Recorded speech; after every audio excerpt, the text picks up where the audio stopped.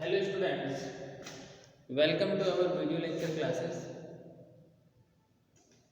हमने इसके पहले देखा था runoff characteristics of streams, ठीक है, जिसमें हमने देखा था कि जो स्ट्रीम होती है वो तीन तरह से हम उसको क्या कर सकते हैं, क्लासिफाई कर सकते हैं। तीन तरह से क्लासिफाई कर सकते हैं। पहला क्या था हमारा, पेरेनियल, दूसरा इंटरमिटेंट और तीसरा एफिमेरल। तो हम देखते हैं कि जो ये तीनों स्ट्रीम है हम इसको ग्राफ के फॉर्म में कैसे शो कर सकते हैं, क्योंकि अगर हम एग्ज़ाम में भी थोड़ा सा ग्राफ भी बना दें तो ये अच्छा इम्प्रेशन डालता है। ठीक, तो हम देखते हैं पेरेनियल का पहले। पेरेनियल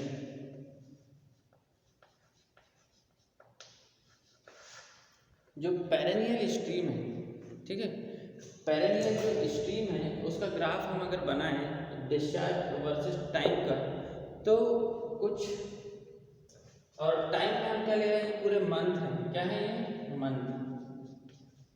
मंथ कहाँ से स्टार्ट होता है, जनवरी टू दिसंबर।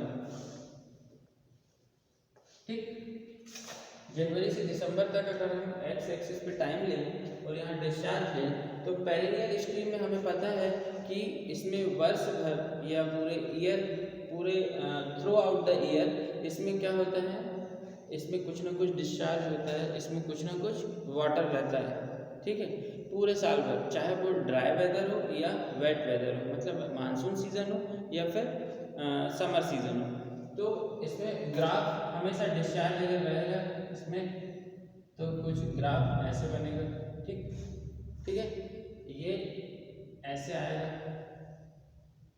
फिर यहाँ से ऊपर चढ़ना चालू होगा। ठीक है, आ रहा समझ। फिर ये पीक जाएगा, फिर ऐसे ये इस टाइप से नीचे आएगा। ठीक है, और ये यहाँ पे खत्म हो जाएगा। तो जनवरी में हम बात करते हैं तो मॉइस्चर कंटेंट ज़्यादा होता है सॉइल का।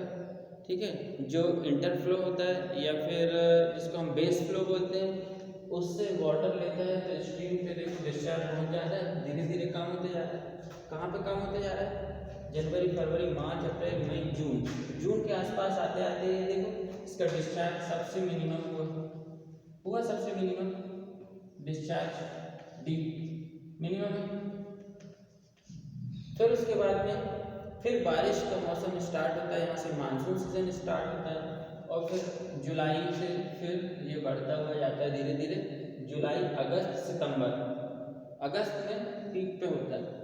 तो इस तरह से इसका हम ग्राफ ऐसे देख सकते हैं पेरेनियल का। अब हम वही इंटरमिटेंट स्ट्रीम को देखते हैं।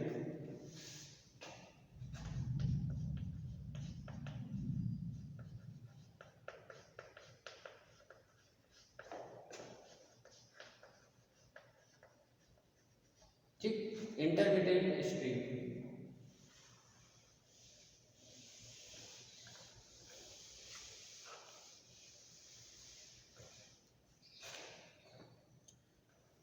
इंटरमिटेंट स्ट्रीम में क्या होता है, वर्ष भर इसमें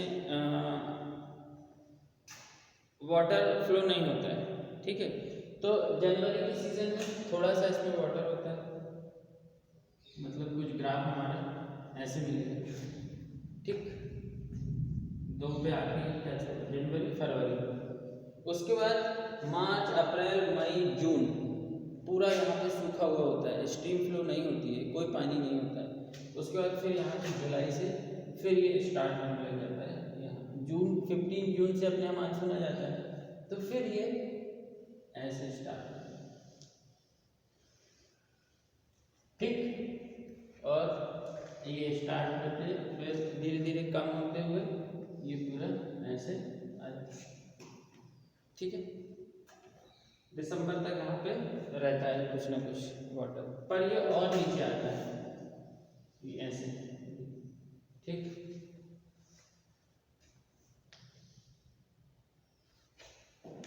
तो ये था अपना इंटरमिटेंट स्ट्रीम के हम कैसे ग्राफ बना रहे हैं। अब आते हैं अपन एफिमेरल। एफिमेरल में क्या होता है,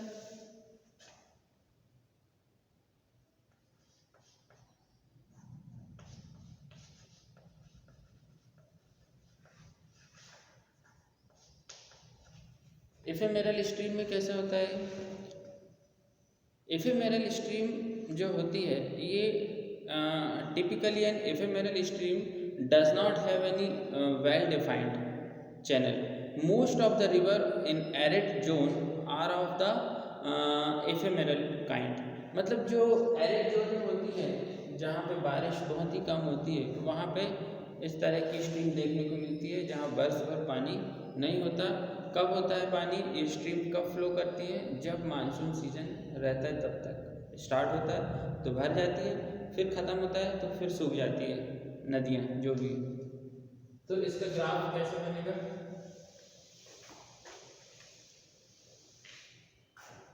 इसका ग्राफ कुछ इस तरह से, ठीक। फिर आया बारिश तो फिर आई बारिश, ये ठीक है, बस ये छोटा होते जाता है ऐसे, ठीक है।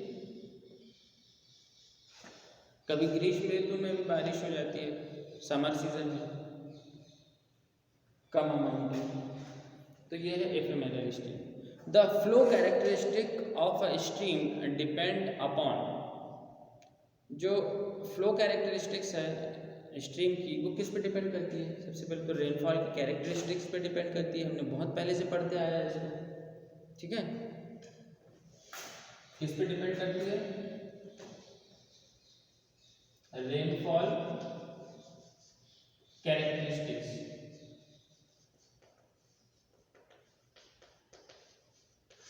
रेनफॉल कैरेक्टरिस्टिक्स पे डिपेंड करती है कि कितनी सीवियर है, मैग्नीट्यूड कितना है उसका, कितने लंबे समय से हो रहा है, स्ट्रांगली है कि नहीं है, स्ट्रांग है कि नहीं है ना, थंडर स्टॉर्म है कि नहीं है ना, और distribution, magnitude, intensity, distribution according to time and space and its variability, मतलब ये यूनिफॉर्म हो रही कि नहीं, पूरे एरिया में डिस्ट्रीब्यूट हो रही कि नहीं यूनिफॉर्मली, इंटेंसिटी क्या है इसकी, ये सब इसमें आता है रेनफॉल कैरेक्टरिस्टिक में, और इसके कारण फ्लो डिपेंड करता है जो स्ट्रीम है उसका।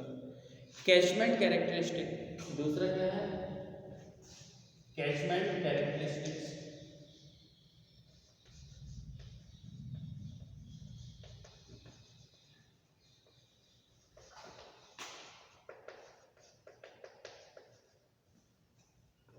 ठीक है।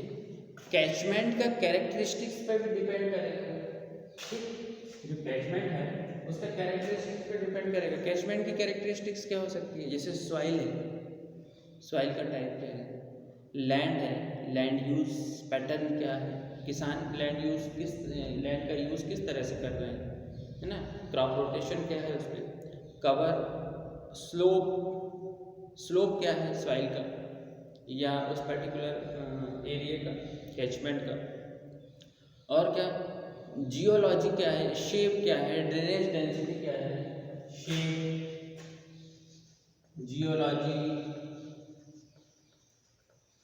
स्लोप, है ना, और क्या हो सकता है, soil cover, management practice,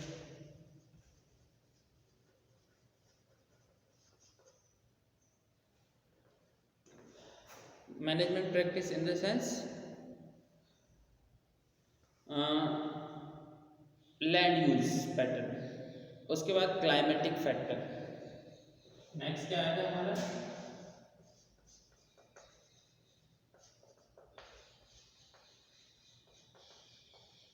climatic factor. Climatic factor में क्या क्या आता है, climatic factor which influence evapotranspiration, है ना, climatic factor can influence, climatic factor किसको इन्फ्लुएंस करेगा, इवेपोट्रांसपिरेशन, ट्रांसपिरेशन, है ना। तो ये तीन फैक्टर बहुत इंपॉर्टेंट है और बहुत मेजर है जो इफेक्ट डालता है फ्लो को होने में, ये फ्लो की कैरेक्टरिस्टिक्स में, ठीक है, किसी भी स्ट्रीम की। The inter relationship of these factors is extremely complex. इससे इसके साथ रिलेशन, इसका इसके साथ रिलेशन, इसका इसके साथ रिलेशन, ये जो फैक्टर हम देख रहे हैं इंटर रिलेशन जो है वो बहुत कॉम्प्लेक्स है, ठीक है। तो at the risk of over simplification the following points can be noted. अगर हमको सिंपल सिंप्लीफिकेशन करना है, उसका कॉम्प्लिकेटेड तो है पर अब हमें स्टडी करना है, सिंप्लीफिकेशन करना है, तो क्या करें हम? तो कुछ पॉइंट्स हैं जिसको हमको ध्यान रख के हम इसका सिंप्लीफिकेशन कर सकते हैं। जैसे the seasonal variation of rainfall is clearly reflected in the run of. सही बात है, जो सीजनल वेरिएशन है रेनफॉल में, जो डाटा हमारे पास पास्ट 10 साल का है या 20 साल का है, उसके बेसिस पे हम कह सकते हैं कि रन ऑफ कितना होने वाला है या रन ऑफ कितना हो सकता है, ठीक है। High stream discharges occur during the monsoon month and low flow which is essentially due to the base flow is maintained during the rest of the year. जो बेस फ्लो है, base flow maintain करके रखता है पूरे साल भर तक। जब मानसून नहीं आता तो बेस फ्लो ही क्या होता है, वो स्ट्रीम को वाटर देता है जिससे वो फ्लो होते रहती है। बेस फ्लो अपन ने देखा था, बेस फ्लो क्या होता है। तो एक तो ये हो गया कि अगर साल भर बारिश नहीं हो रही है और स्ट्रीम को वाटर मिल रहा है तो इसका मतलब बेस फ्लो का कंट्रीब्यूशन है वहाँ पे, ठीक है। तो उसके बाद फिर the shape of the stream hydrograph and hence the peak flow is essentially controlled by the storm and the physical characteristics of the basin. Evapotranspiration plays a minor role in this. evapotranspiration तो अगर हम सबका contribution देखें तो evapotranspiration तो एक minor role play करता है, ठीक है। But the shape of the stream hydrograph and hence the peak flow is essentially controlled by the storm. जब स्टॉर्म होती है और हम हाइड्रोग्राफ बनाते हैं तो उसका शेप और जो पीक है वो स्टॉर्म की कैरेक्टरिस्टिक पे डिपेंड करती है। And physical characteristic of basin, जो बेसिन है हमारा, जो कैचमेंट है, उसकी फिजिकल कैरेक्टरिस्टिक क्या है। फिजिकल कैरेक्टरिस्टिक मतलब सॉइल कवर क्या है, सॉइल टाइप क्या है, ठीक है, उस पर डिपेंड करता है। टोपोग्राफी क्या है, फिजिकल कैरेक्टरिस्टिक हो गई। पोर स्पेस, पोरोसिटी क्या है सॉइल की। तीसरी बात हम करते हैं कि द जो annual run of volume of a stream is mainly controlled by the amount of rainfall. जो एनुअल स्ट्रीम का फ्लो है, स्ट्रीम जो फ्लो होती है वो एनुअल रेनफॉल पे ही डिपेंड करती है। और इवेपोट्रांसपिरेशन कितना हो रहा है, इवेपोट्रांसपिरेशन हालांकि बहुत नेग्लिजिबल होता है पर अगर हम उसको अकाउंट में लें तो कुछ ना कुछ सिग्निफिकेंट रोल ये भी प्ले करता है। The annual run of volume of a stream is mainly controlled by the amount of rainfall and evapotranspiration. The geology of the basin is significant to the extent of deep percolation losses. The land use cover play an important role in creating infiltration and evapotranspiration opportunities and regarding of runoff, and retarding of runoff, ठीक है। तो ये था थोड़ा सा dependency कि किस पे डिपेंड करता है फ्लो कैरेक्टरिस्टिक्स, जो हमने अभी बताया। ये 3 क्लाइमेटिक जो फैक्टर हैं, कैचमेंट, रेनफॉल और क्लाइमेट फैक्टर, इस पे डिपेंड करता है मेनली। बट इसको हमको इंटर रिलेट जो नहीं कर सकते, बहुत कॉम्प्लेक्स होता है। तो ये तो हो गया हमारा सिंपल सा क्वेश्चन है।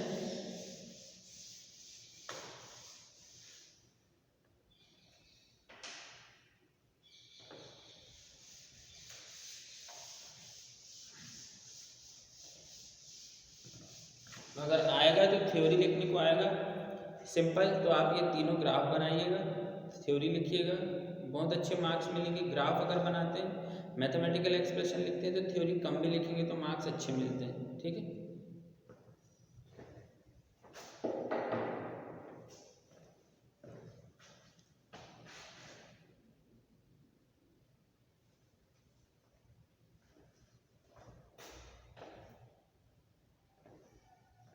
तो ये तो हमने देख लिया, बहुत इम्पोर्टेंट एक चीज़ है जो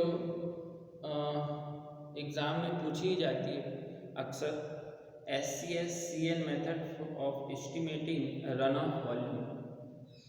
SCS-CN मेथड।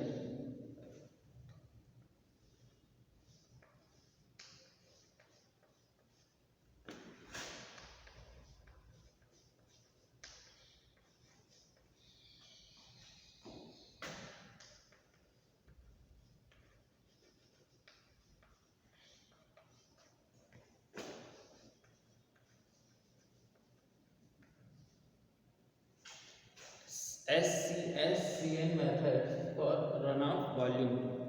हमको रन ऑफ वॉल्यूम कैलकुलेट करना है तो SCS-CN मेथड क्या होता है? SCS का फुल फॉर्म क्या होता है? Soil conservation services. SCS का फुल फॉर्म क्या है? Soil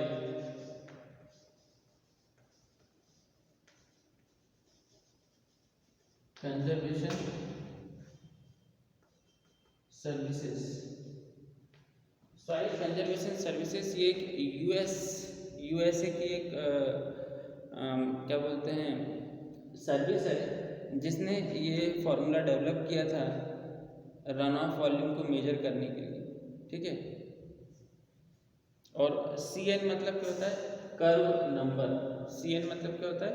curve number. CN का फुल फॉर्म कर्व नंबर।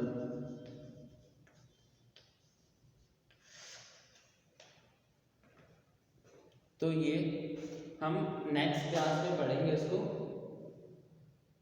क्या होता है। ठीक है, क्योंकि ये बहुत बड़ा है, एक साथ नहीं हो पाएगा। थोड़ा सा बेसिक समझ देता हूँ। SCS-CN मेथड जो है वो developed by soil conservation service of USA।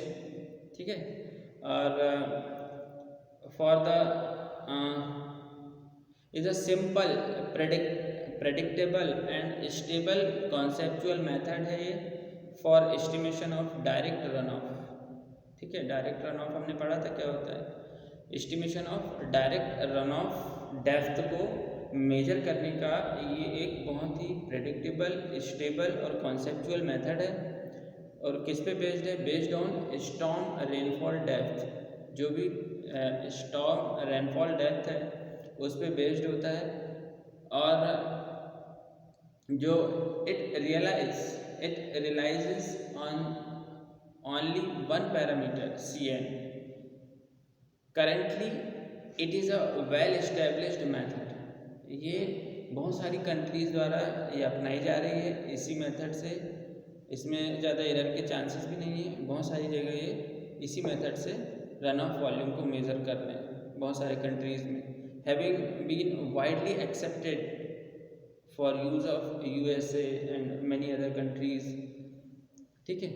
तो इसका बेसिक थ्योरी क्या है कि the SCS-CN method is based on water balance equation of the rainfall in a known interval of time। ठीक है। मतलब हम वाटर बैलेंस कर दें, इनफ्लो आउटफ्लो, कितना प्रेसिपिटेशन हुआ, कितना इनफिल्ट्रेशन हुआ, कितना इंटरसेप्शन हुआ। यदि हम इसको इक्वेशन बना के बैलेंस कर दें तो हम निकाल सकते हैं क्या? Run of volume. तो थैंक यू स्टूडेंट, आज हम यहीं तक करेंगे, फिर हम नेक्स्ट क्लास में इसको आगे बढ़ाते हैं।